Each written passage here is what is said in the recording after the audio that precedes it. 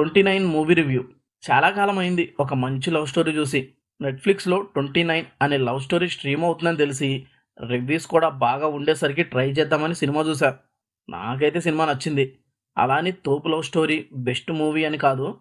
తెలిసిన స్టోరీ అయినా fresh ప్రెజెంటేషన్‌తో cinema engage చేసింది. ప్లాట్ విషయానికొస్తే స్టోరీ సింపుల్‌గా ఉంటుంది. హీరోకి 29 ఇయర్స్. లైఫ్‌లో సెటిల్ అవ్వడానికి ట్రై చేసే హీరో సత్య లైఫ్‌లోకి వచ్చిన ఆ అమ్మాయి వల్ల జర్నీ ఎక్కడి వరకు వెళ్ళిందనేది ప్లాట్. ఈ సినిమాలో హీరో సూర్య రెట్రో సినిమాలో విలన్‌గా చేసిన అతనే ఈ సినిమాలో హీరో. హీరోయిన్ ఏమో మల్లీరావ సినిమాలో హీరోయిన్ చైల్డ్ రోల్ చేసిన ఆమె.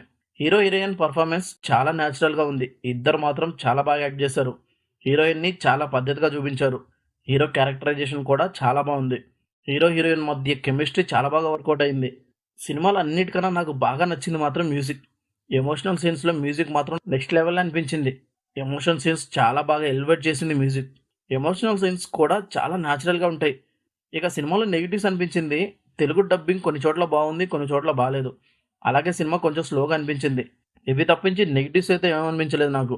ఫైనల్‌గా నాకైతే 29 సినిమా నచ్చింది. మీరు ఒక మంచి లవ్ స్టోరీ చూడాలనుకుంటే సినిమాని మిస్ అవ్వద్దు. చూసి మీ ఒపీనియన్ కామెంట్ చేయండి. ఈ రివ్యూ మీకు నచ్చితే లైక్ చేసి మన ఛానల్‌ని సబ్స్క్రైబ్ చేసుకోండి.